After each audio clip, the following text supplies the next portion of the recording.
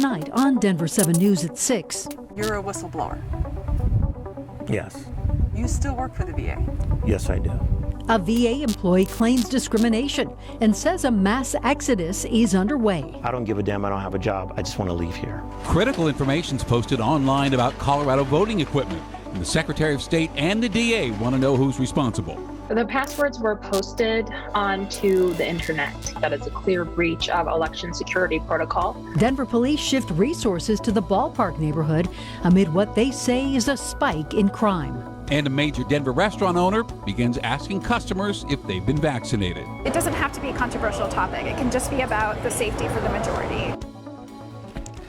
Good evening. We're glad you're with us tonight. I'm Shannon Ogden. Hi there, I'm Ann Trujillo. Two Veterans Affairs employees say leadership has created a stressful, exhaustive, and sometimes hostile work environment at the local VA. And today they told Contact Denver7's Jacqueline Allen they have had enough of it, and they're not the only ones. You're a whistleblower. Garland Dotson. Yes. You still work for the VA.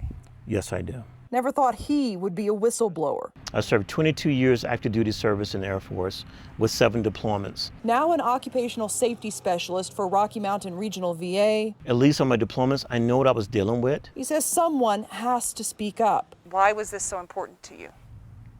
Because it has to be said. Dotson points to this specific example. Records show a VA section chief approached him this year and made a monkey-like motion with her arms, saying, "You look like a monkey."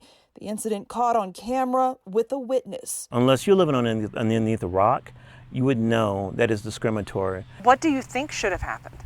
Honestly, she should have been terminated. But unfortunately, if they like you and they love you, they will protect you. A VA investigation found the claim of harassment was substantiated, but the section chief kept her job. It was a toxic work environment. Ron Mitchum resigned from the VA 3 weeks ago and says the problems go much deeper than that incident. It's a do as I say, not as I do environment. He says at the start of the pandemic, the safety department reported a VA employee's COVID-related death to OSHA. VA leadership retaliated by demoting the entire safety department. Now they're all leaving. When I was there was an average of 5 to 7 people per day leaving. Some of the stuff they're doing, if they get somebody injured, it could be a lawsuit. We checked, and 86 people have left the VA since October of last year. A VA spokesperson declined an on-camera interview in a statement saying allegations of misconduct are investigated and, when substantiated, dealt with promptly and appropriately. Are you worried you're going to lose your job? I'm always worried. Dotson has filed complaints, emailed the Secretary of the VA, trying to sound the alarm, but he says no one was listening. And this is the only way to bring tension about it. Because if you try to talk to them, they'll ignore you, they'll deny your knowledge, and they'll bury it. For Contact Denver7, I'm Jacqueline Allen. There were 7 people in the room when the Mesa County Clerk's office met to update its election systems back in May. The Colorado Secretary of State's office is investigating whether one of them leaked an ultra-sensitive password, a password that later turned up on a website that peddles conspiracies. The Gateway pundit shared this video alongside a claim that it proves Dominion Voting has remote access to its equipment, which some on the far right insist could lead to tampering. Dominion says it doesn't allow remote access, and this selectively edited video is a far cry from any sort of evidence to the contrary. Now, a little more context for you here. This video was taken in May, so it really wouldn't have been an issue if the servers were or were not connected to the internet at the time, because there wasn't an election going on. In fact, the issue isn't even so much the password itself. The issue, as Secretary of State Jenna Griswold explains, is who put it out, why they did it, and what else they might have done. These passwords are very confidential passwords that are not accessible or known to very many people. These are the main passwords to the voting equipment. So number one, you would have to be physically with the voting equipment. And number two, you could change settings, for example. You could take screenshots. You could really pull out information to try to undermine confidence in the voting equipment itself. Again, to be very clear, this failure of Mesa County to observe security protocols and to create the security risk did not affect any election. And Griswold confirms Mesa County Clerk Tina Peters was listed as one of the attendees of the meeting in which the video was taken. As reported by the Grand Junction Sentinel, Peters has tweeted her own conspiracies about election fraud. If Mesa County's election system is confirmed to be compromised, equipment will be scrapped and the county will either have to obtain new machines by the end of August or conduct a hand count of the November election. The DA's office is conducting its own investigation into the clerk's office, and the clerk's office had no comment and, according to the secretary, did not so much as respond to an order to turn over records. And we'd be careful about making too many false claims against Dominion. The Denver-based company filed 2 more lawsuits today, this time against OAN and Newsmax. The lawsuit says those networks profited by disparaging Dominion with lies about voter fraud. Dominion is seeking $1.6 billion from each. Newsmax and OAN each made an intentional and knowing choice to depict and then to publicize, endorse, and fuel these lies about Dominion as truth. They intentionally created an alternate reality that duped millions of Americans into believing that Dominion stole the 2020 election from President Trump. Newsmax described the lawsuit as a clear attempt to undermine free press. OAN offered no comment. Dominion is also, by the way, suing Rudy Giuliani and Fox News for their roles in spreading disinformation. Republican Eli Bremer will attempt to unseat Colorado Senator Michael Bennet next year. Bremer announced his candidacy today in an interview with the Denver Post. He also released an ad in which he paints Bennet as a Washington socialite before highlighting his own service in the Air Force and his time as an Olympian. Bremer was also previously GOP chair in El Paso County. The Colorado Democratic Party today called him a flawed and inexperienced candidate. Senator Bennet did not comment. We're not exactly breathing easy quite yet, but the air quality does seem to be a little bit better. Chief Meteorologist Mike Nelson has details. Mike?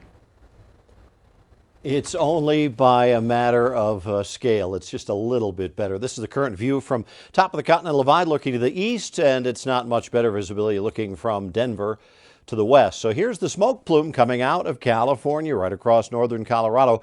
This is the forecast for tomorrow, so maybe marginally better, and it gets just a little bit better as we head on into Thursday. The clear air is to the north of us. There's a weather front in between us and that clear air, and unfortunately that front's not coming our way anytime soon. So our main weather headlines: very poor air quality will continue. All will get a little bit better, but still, even if you're healthy, avoid outdoor exercise because breathing those smoke particles deep into your lungs can be damaging. Stays hot and dry through Thursday, but the storm chances do increase a bit this weekend and early next week. Your full forecast coming up in about 10 minutes. All right, we'll see you in 10. Thank you, Mike. Back in May, Denver police announced they were focusing their attention on 5 so-called crime hotspots. And today, the chief told our Gary Brode they're beginning to turn their attention elsewhere. It's been a hot topic in Denver for months. More patrol in the city's hot spots. Alfredo Hernandez's business is on Federal near Alameda, one of the areas seeing an increase in officers. We see more patrol in this area all the time. So the people, more police in this area. He says it's working. Before, I feel absolutely I'm safe for this area because you see too much crime in this area, too much people walking around and asking for money, and now it's going down. Denver Police Chief Paul Pazin says the early results are promising, but it's still early in the new initiative. The chief says he's looking at more than statistics to determine success. One, it's the data. One, we need to figure out what's trending up, what's trending down, what types of strategies are working. Is something that is not easily measured, and that is strengthening relationships, building trust within our community. One of the major hotspots is here at Civic Center Park along Broadway and Colfax. So Chief Pazin says they are seeing less crime in this area. The problem is they're starting to see that crime spill over into the ballpark district, an area that has seen multiple shootings as of late, including right outside of Coors Field where a man was shot and killed on Friday. Even before this weekend's uptick in violence, we were concerned about the shift that we were seeing in that central Denver hotspot. Chief Pazin says they do not plan to move officers from those hotspots over to ballpark. We can't just continue to move resources and play, this game of trying to chase the criminal behavior around. We have to maintain the areas that we are seeing some successes in. Instead, they'll bring in off-duty officers at specific times of the week to patrol the area. There's about a 5-hour window that we've identified on the days of the week that this is occurring, so we can work to address this without negatively impacting response times in other parts of the city or some of the work that's taking place in other hotspots. He plans on doing this through at least mid-October in the ballpark area. In Denver, I'm Gary Brode, Denver7. In Salida, prosecutors spent today picking apart Barry Morphew's actions on the day his wife Suzanne was reported missing. A retired FBI agent testified that Morphew went on 5 trash runs on Mother's Day 2020. All were in different spots. Barry told a neighbor he was on a job site in Broomfield that day. Cell phone records show he was in Broomfield, but that he spent nearly the entire afternoon in his hotel room. Lakewood police have made an arrest in a serious hit and run. Police say 26-year-old Marissa Kakos hit a woman as she walked along Highway 285 early Sunday morning. The woman is in critical condition. Kakos charged with a felony. Colorado has received $11 million in emergency funds from the federal government to help rebuild I-70 through Glenwood Canyon.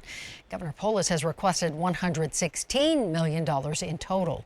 The $11 million will tide Colorado over while the feds work through the fine print, and there is plenty of work to be done. CDOT hauled out roughly 2,500 tons of debris yesterday alone. Coming up, several popular Denver restaurants go vax only. I think it's perfectly reasonable just to keep everything open again. Plus new mask requirements at CU. And the Broncos announce which QB will get the start this Saturday.